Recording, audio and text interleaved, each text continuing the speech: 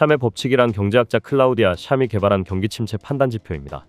샴의 법칙은 최근 실업률의 3개월 이동평균치가 앞선 12개월 동안의 저점보다 0.5%포인트 이상 높으면 경기 침체에 접어든 것으로 판단합니다.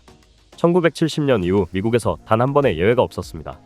2024년 7월 5일 세인트루이스 연방준비은행이 샴의 법칙을 지표화한 경기 침체 인디케이터를 보면 6월 기준으로 이 인디케이터는 0.43%포인트로 계산됐습니다. 기준선 0.5%포인트의 턱 밑까지 치고 올라간 셈입니다. 샴의 법칙 인디케이터가 기준선 0.5%포인트를 넘진 않았지만 기준선을 넘어서면 이미 경기 침체가 시작된 상태라는 걸 유념할 필요가 있습니다. 실제로 이전 경기 침체 시기를 돌아보면 경기 침체에 막 진입했을 때는 이 인디케이터가 거의 0.5%포인트를 밑돌았습니다. 미국 투자은행 골드만삭스는 최근 변곡점이라는 제목의 보고서를 냈습니다. 강력한 미국 노동시장이 앞으로 휘청거릴 가능성이 있다는 내용입니다. 소비가 줄고 있어도 고용지표는 탄탄한 상황에 나온 보고서여서 시장의 적자는 충격을 줬습니다. 골드만삭스가 현 시점을 변곡점으로 보는 이유는 간단했습니다. 노동 수요가 급감하고 있기 때문입니다. 미국의 2024년 4월 구인 건수는 805만 건으로 2021년 2월 이후 가장 적었습니다. 미국의 실질 GDP가 최근에 어떻게 변해왔는지 살펴볼까요? 다음에 나올 그림은 1965년 이래 미국의 분기별 GDP를 나타냅니다. 이 그림은 국민계정의 기준연도를 2012년에 불변 가격으로 나타낸 것입니다.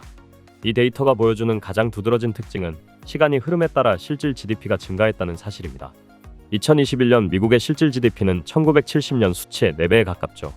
다시 말해 미국에서 생산된 재화와 서비스의 양이 이 기간 동안 매년 평균 약 3%씩 늘었다는 뜻입니다. 이같이 실질 GDP가 지속적으로 증가한 덕분에 오늘날 평균적인 미국인은 부모나 조부모에 비해 경제적으로 풍족한 삶을 영위할 수 있는 것이죠. 이 그래프에서 발견할 수 있는 또 다른 특징은 성장 추세가 꾸준하지 않다는 점입니다.